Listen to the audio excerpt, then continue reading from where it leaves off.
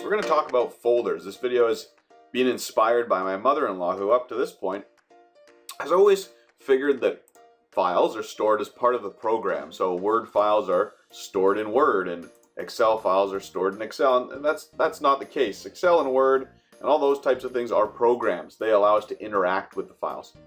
But our computer system is really set up like a filing cabinet when we're talking about storage.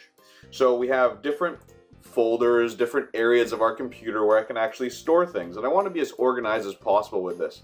Depending on the computer, in my case I have cloud storage in several areas, I have the actual computer, the hard drives, lots of varying options of where we can actually store things.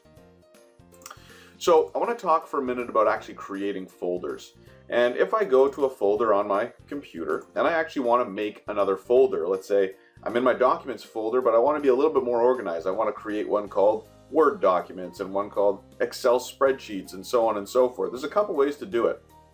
One of the fast ways is to right click in that window in a blank area, not on an existing file. That's different. We're going to right click in a blank area. You're going to get an option called New, and then you can choose Folder and it creates a new folder. At this point, I could give it a name, hit enter, folder gets created. Now, tip for you, for those of you still watching this video that figured they knew everything about folders, here you go, this one's for you.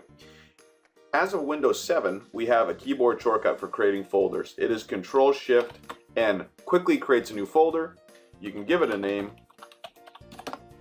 and it creates it.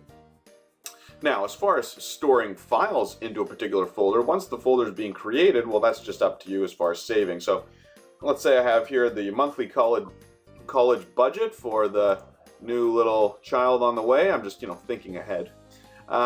Let's go save as, computer. I'm going to browse to that location. So that was on my OneDrive.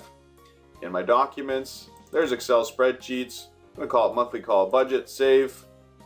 We're done. So that folder now contains that file that I would have just saved. So files and folders are how we organize the different elements that we work with on our computer on a day-to-day basis.